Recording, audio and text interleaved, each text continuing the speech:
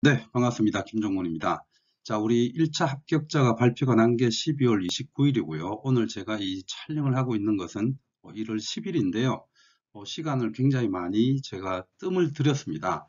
고민을 굉장히 많이 했었습니다. 지금 이 채점 기준을 이렇게 이제 유튜브로 올려도 얼마나 괜찮을지 뭐 그런 고민을 조금 하게 되었는데요. 그래서 나름대로 이것을 다시 조금 각색을 해서 선생님들에게 좀 알려드리자라고 결정을 내렸고, 그래서 실제로 채점에서 우리가 수업 실연이라는 것을 연습하면서 채점에서 가장 핵심적인 부분만 알려드린다면은 네, 괜찮겠다라는 생각을 내렸고, 그래서 그 선에서 선생님들에게 이 채점 기준을 한번 알려드리려고 합니다. 자, 그러면 오늘은 이 채점 기준이니까요. 선생님들이 이제 충분히 연습해 온 것이 있기 때문에 아마 제가 하는 얘기가 무엇인지를 충분히 짐작을 하실 수 있으리라고 봅니다. 그래서 모든 것을 하나하나 다 구체적으로 말씀드리지는 못하지만 그 속에서 무엇을 얘기하는지 한번 잘 들어두시고, 제가 말씀드리는 채점 기준을 지금까지 연습해 오신 거에다가 차곡차곡 다시 한번 더 적용하면서 확인하는 그런 마지막 연습들을 한번 하시면 분명히 좋은 결과를 낼 거라고 봅니다. 자, 그러면 이제 채점 기준 구체적으로 한번 들어가 보도록 하겠습니다. 자, 이제 채점 기준 첫 번째인데요. 자, 첫 번째는 학습 내용의 효과적 전달입니다. 자, 이 내용이 어렵진 않죠. 우리가 수없이 수업을 하면서 학생들에게 어떻게 내용을 잘 전달할 것인가 이걸 고민을 하게 되고요. 그래서 자기만의 기법을 가지고 학생들에게 실제로 전달을 하게 되는데, 이 전달 과정이라고 하는 것은 역교론 체계도 있지만 첫 번째는 목소리고요. 두 번째는 몸짓이 되겠죠. 그리고 세 번째는 또 판서를 통해서 시각적으로 전달하는 등 여러 가지 것들이 종합되면서 학생들에게 학습 내용이 효과적으로 전달되게 됩니다. 그런데 여기에서 실질적으로 효과적 전달이라고 하는 것에서 세부적으로 들어가게 되면요. 첫 번째로 어떤 내용을 그들은 귀를 기울이느냐 하면, 일반적인 표현을 쓴다면 교사가 인과관계에 부합한 설명을 하느냐. 자, 그거를 어느 정도는 눈여겨봅니다. 그래서 주어진 주제에서 이 교사가 그냥 앞뒤 잘못된 내용을 가진다거나 뭔가 순서가 뒤죽박죽이 된다거나 이런 것들을 어느 정도는 확인한다는 거죠. 그래서 최소한 그 사건에 있어서 원인, 그 다음에 과정, 결과 이런 부분에서 인과관계에 의한 설명을 잘 해내고 있느냐, 자, 그런 부분을 본다는 것을 한번 생각을 해 두시면 되겠습니다. 작년 문제 같은 경우에 임진왜란인데요. 임진왜란 같은 부분에서도 충분히 그런 것을 확인할 수 있었겠죠. 그런 것들을 잘 염두를 해 두시고, 제가 지금 여기에 글자로 나타내지는 않을 겁니다. 그래서 글자로 나타내지는 않을 건데 인과관계에 의한 설명, 그걸 잘 해내는 것, 그것이 이제 필요하다는 것과, 그 다음에 너무 어려운 용어를 사용하는 것도 점수를 받지 못합니다. 그래서 여기에서 효과적 전달이라고 하는 것은 인과관계에 의한 설명과 더불어서 학생의 수준에 적합한 용어나 개념들을 또는 사례를 쓰고 있는지, 그것도 역시 귀를 기울입니다. 그래서 일반적인 또 우리가 알고 있는 용어를 가지고 온다면, 정말 유출을 잘 한다면 굉장히 높은 점수를 받는다는 것, 자, 그걸 염두를 해 두시고요. 첫 번째 채점 기준은 학습 내용의 효과적 전달이라는 것, 요것을 알고는 계시겠지만 다시 한번 더 그걸 실현해 낼 수 있도록 잘 기억을 하시고 수업에 녹아 들어갈 수 있게 해 주시기 바랍니다. 자, 이제 채점 기준 두 번째입니다. 역시 이 또한 아마 쌤들이 연습을 하실 때 굉장히 많이 귀를 기울였고 실현해 내기 위해서 노력을 하셨을 건데요. 학생과의 상호작용입니다. 이 문장을 잘 보시면 학생과의 상호작용 앞에 뭐가 붙어 있습니까? 그렇죠. 발문이라는 게 붙어 있죠. 그래서 수업을 하시는 내내 내가 가지고 있는 내용을 일정하게 설명만 해낸다면 첫 번째 기준에서 학습 내용의 효과적 전달은 높은 점수를 받을지 모르나, 두 번째 기준에 의한 발문을 통한 학생과의 상호작용 부분에서는 감점이 나타날 수도 있다. 이렇게 이제 봐두셔야 됩니다. 그래서 수업 실현 연습을 하시다가 주변의 피드백이 선생님은 너무 좀 강의식 수업만 하는 것 같아요 라고 하시는 분들은요, 왜 강의식 수업이라고 평가를 듣는지에 대해서 조금은 생각을 해 두시는 게 좋습니다. 대부분의 선생님들이 그 강의식이라고 평가를 받는 이유 중에 하나는요, 주구장창 자기 얘기만 해서 그렇습니다. 그래서 계속적으로 그냥 자기 얘기만 하지 마시고 그냥 형식적인 아니면 인지기억 그런 거 상관없습니다. 어떤 질문 형태더라도요, 편안하게 계속 질문을 적어도 15분에서 한 20분, 긴 지역은 25분도 있죠. 그 사이 내에 편안하게 질문을 그냥 툭툭 던져내는 그런 연습이 되어 있는 것이 굉장히 중요합니다. 그래야만 그것이 어떻게 되는 거죠? 질문을 던지고 질문을, 그렇죠, 학생이 답을 한다는 것 자체가 뭐가 되는 겁니까? 상호작용이 되는 거죠. 또 이걸 너무 많이 해버리면 실제로 교사의 설명 부분이 좀 약하다는 느낌을 지울 수가 없는데요. 서울 지역 같은 경우에는 3년 전에 실제로 20분 내내 질문 던지고 답하고 질문 던지고 답하고 이렇게 진행을 했지만 네, 만점이 나온 사례가 있습니다. 그래서 질문이 과하다 싶을 정도로 많이 하는 게 오히려 낫지, 오히려 질문을 안 한다고 한다면 실제로 상호작용이 좀 없다. 네, 이렇게 생각을 할 수 있다는 점, 그걸 이제 한번 봐두시고요.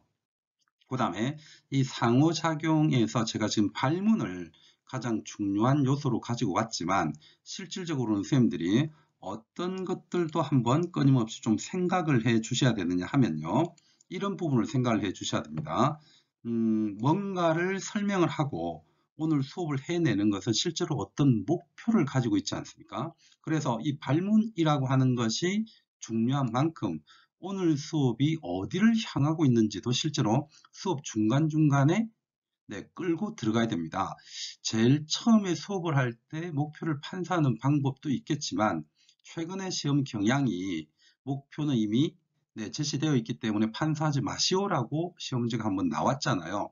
그러다 보니까 하지 말라고 했는데 목표를 판사하는 게 왠지 불편하단 말이죠.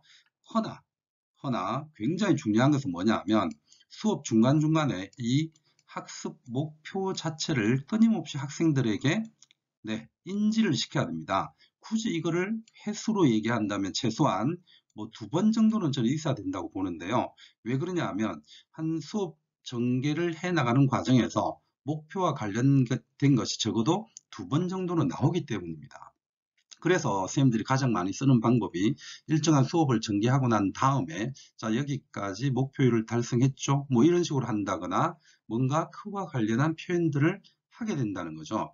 근데 이제 그 표현들이 너무 비슷하기 때문에 제가 이제 수업 실현하는 걸 보면은 너무 동일한 느낌은 있는데, 동일한 느낌은 있지만 안 하면 안 됩니다. 그래서 이 목표와 관련한 부분을 뭔가 중간에 질문을 만들어내서 한번 던지는 것이 어떨까 싶습니다. 그래서 예를 들어서 우리 목표일을 달성했죠? 이것보다는 쭉 목표일과 관련한 내용을 하고 나서 정리용으로 이렇게 던지는 거죠.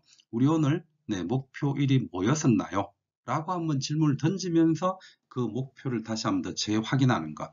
이것이 어떻게 보면 발문을 통한 학생과의 상호작용에서 가장 핵심적인 부분이라는 것을 떠올려 주시면서요, 이 채점 기준 1을 기억을 해 두시면 됩니다. 그러면 채점 기준 1하고 2를 결합을 시킨다면 이런 내용이 되겠죠. 뭔가 설명도 인과관계를 가지고 잘 해내면서 설명 중간중간에 학생들과의 상호작용을 위해서 실제로 여러 가지 질문들을 던져가고 그것이 학생들의 입을 통해서 답을 해내는 과정을 겪어나가는 그런 수업을 진행하셔야 될 겁니다. 자, 여기가 2번째였고요. 이제 3번째 한번 보도록 하겠습니다.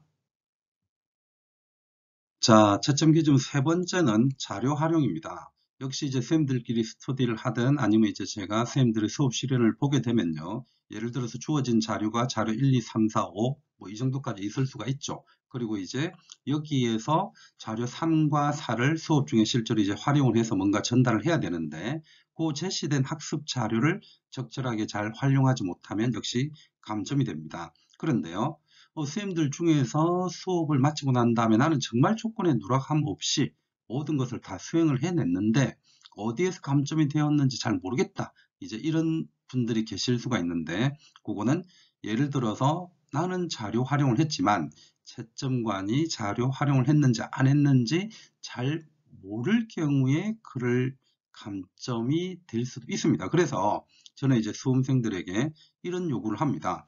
이왕 내가 자료를 활용했음을 말을 한다면 그걸 말로만 해서 지나쳐서 혹시나 조는 채점관이 못 들으면 어떡할 거냐. 그거는 채점관의 잘못이 아닙니다. 그거는 오로지 선생님들의 잘못입니다. 이렇게 이제 좀 강하게 얘기를 하는데요. 뭐 진짜 잘못이라기보다는 가능하면 채점관이 놓치지 않게 해달라는 거죠. 그렇게 할 수 있는 가장 좋은 방법은요. 칠판에 적어두는 겁니다. 그래서 이 제시된 학습 자료를 활용하고 있음을 분명하게 보여주는 것이 필요하다는 것. 그것을 잘 기억을 해 두시면 되겠고요.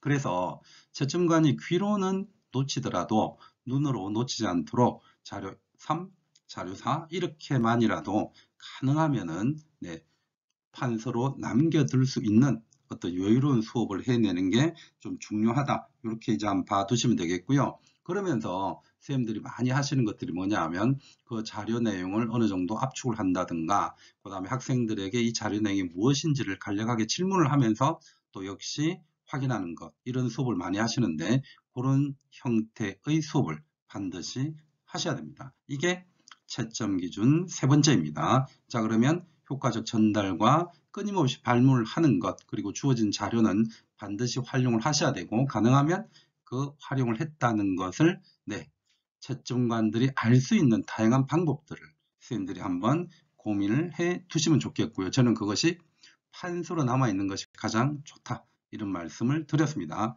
이제 네 번째 한번 보시죠. 자, 이제 네 번째 기준은요. 사실 두 번째랑 굉장히 좀 유사하다고 볼 수 있는데 발문을 통한 학생과의 상호작용 그리고 네 번째는요. 의사소통 이렇게 얘기를 합니다. 근데 이제 의사소통이라고 하는 것이 실제로 상호작용을 통해서 굉장히 많이 드러나기 때문에 이 채점 기준으로 분리는 되어 있지만 좀 불가분의 관계로 이해를 하셨으면 좋겠고요. 그래서 제가 이 의사소통과 관련한 가장 핵심적인 부분 두 가지를 지금 눈에 보이게 용어 판서 이렇게 적어놨지 않습니까? 그 정도만이라도 잘 기억을 해 두시고 이 중에서도 어느 게 더 중요하냐고 물어본다면 저는 판서입니다. 그리고 이제 판서를 고민을 할 때 또 많은 분들이 저에게 질문을 하시는데요. 글씨체가 영향을 미치냐? 뭐 사람 인지나 글씨체가 정말 악필이라면 영향을 미치겠지만 실제로 채점관들이 그 악필을 가지고 감점을 한다거나 그런 일은 결단코 없습니다. 그래서 그거는 전혀 걱정을 하지 마시고 오히려 어떤 부분이냐 하면 이 배치의 문제라든가 소위 말해서 우리가 표현하는 판서에서는 구조화 이걸 굉장히 중시합니다. 그래서 이 구조화라고 하는 부분에서는요. 역시 내가 설명하고자 하는 부분이 압축적으로 잘 요약되어 있는지도 하나의 구조화가 될 것이고요. 그 다음에 대학에서 교수님들이 여기저기 판사하는 형태는 구조화라고 보지 않는 거죠. 그래서 역시 목표를 판서하지 마시오라고 하는 채점 기준, 재작년 거를 한번 생각을 해본다면요. 그거를 나는 적어야 된다고 계속 연습을 해왔는데 적지 말라고 하니까 수업 실현에서 혼란이 오더라. 이것도 역시 이렇게 극복을 하셔야 됩니다. 아까 말씀드렸던 것처럼 목표는 중간에 분명히 수업을 해야 된다고 얘기를 드렸는데요. 그러니까 어떤 하나의 목표 1과 관련한 수업을 예를 들어서 했다고 또 한번 가정을 해봅시다. 그러면 그와 관련한 수업을 마무리하는 시점에 목표를 쓰는 지점으로 쓱 옮겨가는 거죠. 옮겨가서 우리가 오늘 첫 수업을 시작할 때 여기 아까 목표를 판사하지 않았냐. 그래서 그 목표일이 뭐였죠? 이런 식으로 확인하면서 목표 1 정도까지만 판서를 하시면 되고요. 그리고 수업에서 전체적으로 계속 중요하게 바라보는 게 뭐냐면 오늘 수업을 뭘 하고 있는지를 보여줘야 됩니다. 그러면 오늘 수업을 무엇을 하고 있는지를 인지를 시켜서 학생들을 계속 같이 가고자 한다면 여기에서 중요한 역할을 하는 게 목표일 수밖에 없고 그 다음에 또 하나는 뭐겠습니까? 그렇죠. 단원 제목이죠. 그래서 처음부터 단원 제목이나 목표를 판사하지 않았다 하더라도 전개 1을 하다가 또는 전개 2를 하다가 이런 과정에서 오늘 단원이 무엇인지 그리고 오늘 목표가 무엇인지를 끊임없이 확인하는 과정을 통해서 판서에 그게 남아있기를 저는 원하고요. 그러면서 소단원의 제목과 그 다음에 거기에서 핵심적인 내용들을 단원 제목 밑에다 적어 나가서 적어도 형식적인 구조화를 이루어내는 것, 그게 굉장히 높은 점수를 받습니다. 그래서 수업이 다 끝나고 난 다음에 눈으로 칠판을 싹 이렇게 쳐다봤을 때, 그렇죠, 오늘 무슨 단원을 했고 무슨 내용을 했는지, 그리고 학습 목표가 무엇이었고 거기에서 이 선생님은 무엇을 설명했는지가 한눈에 일목요연하게 보이게끔 만들어주는 게 필요하다는 겁니다. 네, 그런 의미에서 이 판서라고 하는 것이 의사소통과 관련된 가장 핵심적인 부분이라는 것, 네, 가장 핵심적인 부분이라는 것을 기억을 해 두시면 되겠습니다. 이제 채점 기준 5를 한번 보시죠.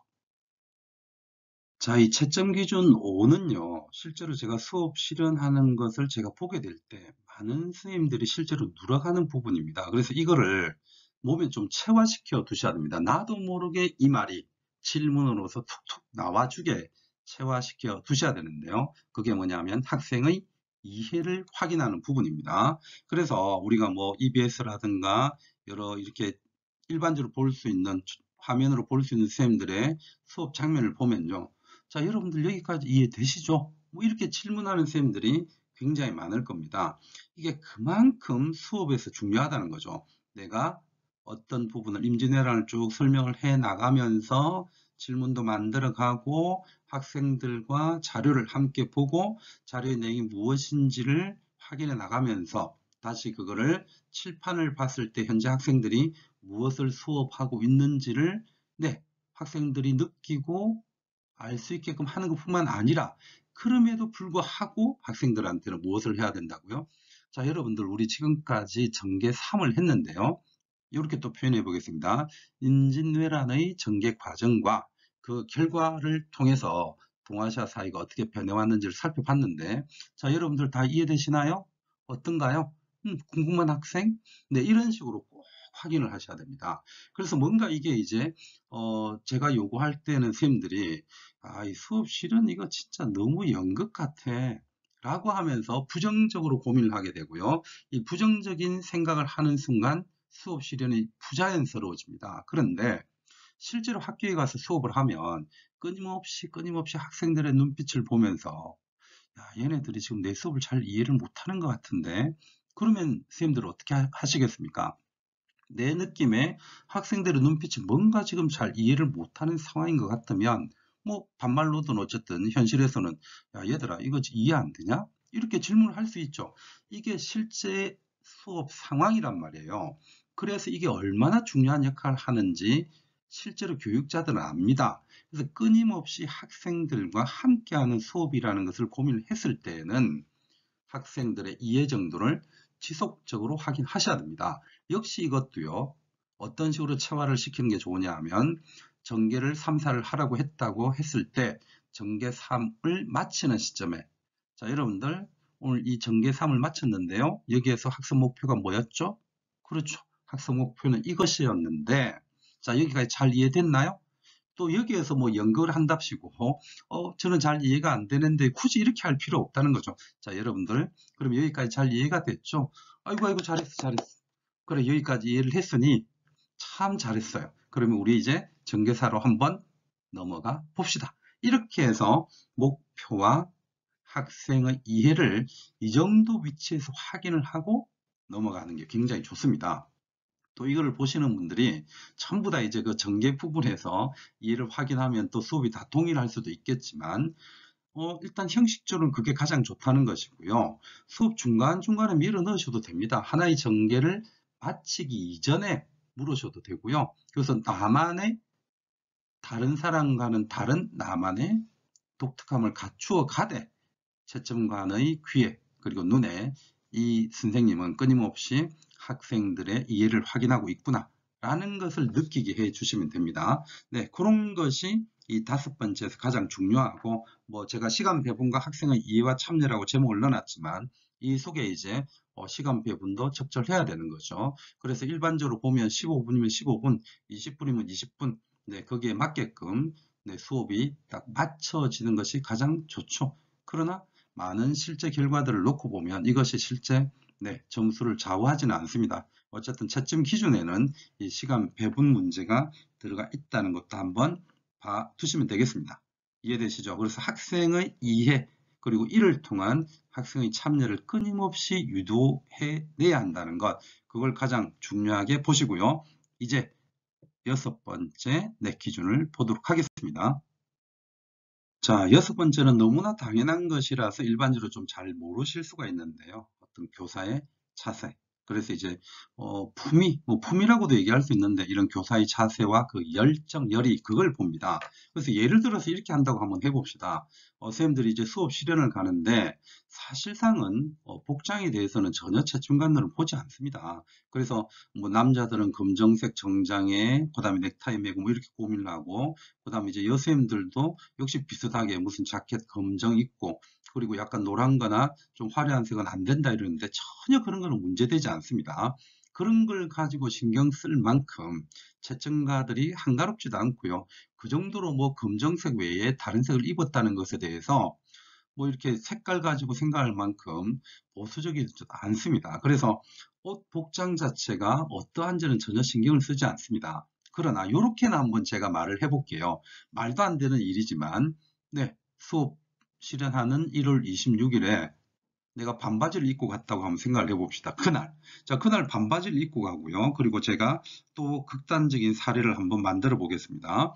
자, 머리를 갑자기 나 열심히 하고 싶어서 빡빡 깎고 갔습니다. 그리고 이제 영화 같은 데서 많이 나오는 어떤 조폭들이 입는 옷을 입고 왔다고 하면 상상을 해보세요. 반바지에 뭔가 조폭스러운 굉장히 알록달록한 거. 알록달록하다는 게 조폭이라는 건 아닙니다. 그냥 그런 그림들을 그려주시고 머리를 빡빡 밀고 갔다고 한번 생각을 해보세요. 그러면 이 이미지 자체가 일반적인 교사의 상에서 벗어나죠. 그러면 그거는 이미지상 그렇게 좋은 결과를 내지는 못할 겁니다. 그러니까 중요한 거는, 제가 드리고 싶은 말씀은, 그런 또 외모적인 것을 가지고 실제로 교사상을 보지는 않으나 내가 지금 말로서 선생님들에게 전달 드릴 수 있는 건 그런 외모상에 드러나는, 외형상에 드러나는 사례를 한번 들은 것 뿐이고요. 실질적으로는 선생님들이 이 15분에서 25분 사이에 수업을 하는 동안 이 선생님이 교사로서의 어느 정도 품위가 있고, 그 다음에 언어를 통해서 그것을 확인을 한다는 겁니다. 그래서 교사로서 너무 말을 막 하는 경우 있을 수 있겠죠. 자, 실제로 그럴 수 있는데 수업 중에 내가 욕하는 것이 몸에 배어 있어서, 야, 이 새끼야, 야, 수업 똑바로 안 들을래? 실제로 나도 모르게 그런 게 나올 수 있죠. 그러면 이거는 교사로서의 자세를 제대로 가지고 있지 못한 겁니다. 저희 사례를 이해를 해주면서 이 교사의 자세를 봐두시면 되겠고요. 일반적으로는 이 교사의 자세 때문에 문제가 되는 선생님은 실제로 없다고 보시면 됩니다. 간혹 저는 나타난 걸로 알고 있습니다. 그런데 이 자세와 관련해서 열의 부분은 고민을 하셔야 됩니다. 자, 내가 수업을 하는데 여러분들 오늘 임진왜란 할 거예요. 어때요? 뭐 이런 식으로 표현을 했다고 칩시다. 이게 교사가 수업을 지금 하고 싶어 하는 것 같아요? 하기 싫어하는 것 같아요? 저도 지금 나름대로 하기 싫어하는 것처럼 말투를 한번 흉내 내봤지만 어쨌든 전달하고자 하는, 이거는 저희 노력이라고 봐주시고요. 그런 식으로 수업을 하면 실제로 감점 엄청나게 됩니다. 그래서 이런 부분에서 어떤 자세라고 하는 것도 실제로는 채점 기준에 들어가 있고, 열이라는 것도 실제로는 잘못하면 감점이 될 수 있다는 겁니다. 그러니까 가능하면, 자, 여러분들 오늘 임진왜란에 대해서 할 차례인데요. 자, 수업 준비되셨죠? 우리 기쁜 마음으로 한번 달려가 봅시다. 뭔가 학생들에게 실제로 힘을 푹 돋우는 이런 것들이 어쨌든 필요하다는 겁니다. 우리가 학교에 갔을 때 실제로 내가 지금 감기 몸살이 걸려서 몸이 아파 죽겠단 말이죠. 그러면 수업하기 싫을 수도 있잖아요. 그러나 내가 수업하기 싫은 것 자체를 그 수업 실현하는 몇 분 동안에 보여준다는 것은 최악인 거죠. 그러니까 이제 실질적으로는 이 채점 기준이 아주 포괄적으로 돼서 잘 감점을 하지 않지만, 아주 잘못된 자세를 가지거나 정말 눈꽃만큼도 열의가 보이지 않아서 정말 오늘도 수업하기 싫은 모습을 보여준다면 그거는 가차없이 감점 요소가 될 수 있다는 것, 그렇게 이제 한번 봐두시면 됩니다. 자, 이렇게 큰 틀에서 볼 때 6가지가 채점 기준인데요. 마지막 아주 중요한 것이 하나 남아 있습니다. 자, 제가 마지막으로 굉장히 중요한 한 가지가 남아 있다고 했는데요. 제가 전체적인 세분화된 구체적인 기준은 솔직히 지금 말씀드리고 있지 않고요. 큰 틀에서 저 나름대로 지금 6가지를 한번 압축을 해본 것인데요. 이 모든 걸 뛰어넘는 채점 기준이 하나 있습니다. 그래서 마지막으로 이 부분을 꼭 한번 기억을 해 두시길 바라는데요. 그걸 우리는 무엇이라고 얘기하느냐 하면 수업의 완성도라고 표현을 합니다. 이 수업의 완성도라고 하는 것은 선생님들이 일반적으로 보실 때 스터디를 하거나 주변의 선생님들을 보시면 저 선생님은 정말 수업 잘해 이런 분들이 있죠. 그냥 그 느낌 그대로입니다. 나와는 다르고 또 다른 사람과 또 다르면서 수업을 정말로 잘 이끌어 나가시는 선생님들이 계실 거예요.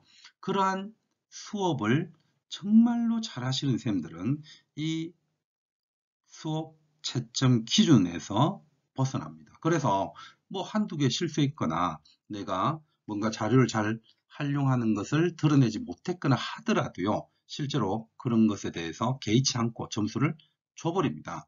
그래서 가장 중요한 것, 끝으로 가장 중요한 것은 수업을 정말 내가 자연스럽게 해내는 것.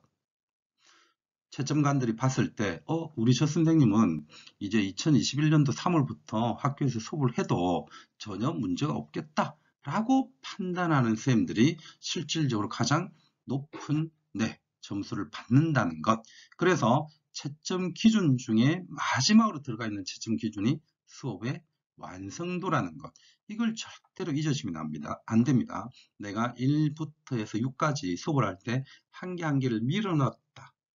그걸 정확하게 표현을 했다. 이게 중요한 것이 아니라 15분간, 20분간, 25분간 내가 수업을 얼마나 실질적으로 매끄럽게 안정적으로, 특히나 안정적으로 잘 하고 있느냐. 이것이 모든 것을 엎어버릴 수 있는 채점 기준이라는 것, 이것을 반드시 기억을 해 두시고, 그래서 선생님들이 1월 25일까지 연습을 한다고 하셨을 때요. 가장 중점으로 둬야 할 채점 기준은 내가 수업을 시작부터 끝까지 얼마나 자연스럽게 실제 학교에서 수업하듯이 하느냐. 그곳에 가장 중점을 두시고요. 그러면서 스터디원들에게 아니면 스스로가 확인했을 때 이 조건들 중에서 혹시 빠진 게 있다면 계속 연습 속에서 그걸 밀어넣고 그러면서도 계속 지켜야 될 거는 뭐라고요? 자연스러운 안정적인 수업입니다. 그래서 저하고 이제 수업 실현을 연습하신 분들 중에서는 저희 피드백이 간혹 추상적이다라고 하시는 분들이 있는데 그거는 채점 기준을 모르기 때문입니다. 그래서 너무 빡빡하게 스터디원들끼리 하나하나 잡아내는 것은 실제로 수업 실력을 높이는데 전혀 도움되지 않습니다. 차라리 요 6개 정도에서 끊임없이 확인을 해주고 요게 빠지지 않았다면 오히려 수업의 완성도라고 표현할 수 있는 안정적인 수업 모습, 자연스러운 수업 모습을 계속 확인해 주시면 됩니다. 그래서 이 채점 기준을 서로 아시는 분들끼리 스터디를 하는 게 좋아요. 그러면 세 분이서 스터디를 했다고 칩시다. A 선생님, 정말 잘했어요. B 선생님 정말 잘했습니다. C 선생님도 정말 잘했습니다. 그러면 세 분은요 그냥 박수치고 헤어지면 돼요. 왜 나한테는 세세한 구체적인 피드백을 안 해줄까요? 이런 걸 불만스럽게 생각할 이유가 하나도 없다는 거죠. 잘했다면 잘한 거예요. 그리고 자기가 가서 한 번 더 확인해 보면 되죠. 그리고 자기 스스로가 생각할 때 나는 좀 3번을 잘 못한 것 같아. 채점관들이 3번을 잘 못한 걸 놓칠 수도 있죠. 스터디원이 그걸 못 봤을 수도 있습니다. 그런데 수업이 정말 잘 됐단 말이에요. 그러면 그걸로 끝입니다. 스터디원이나 채점관이 실제로 그렇게 될 수 있기 때문에 왜 나는 정말 선생님이 잘 되라고 세세하게 다 잡아서 피드백을 하는데 또 그 피드백을 하려면 얼마나 에너지를 집중해야 됩니까? 그래서 자기는 이 집중력을 가지고 피드백을 하는데 상대방은 나에 대한 피드백을 불성실한 것 같단 말이죠. 그래서 감정 상하는 그런 식의 피드백 하지 마세요.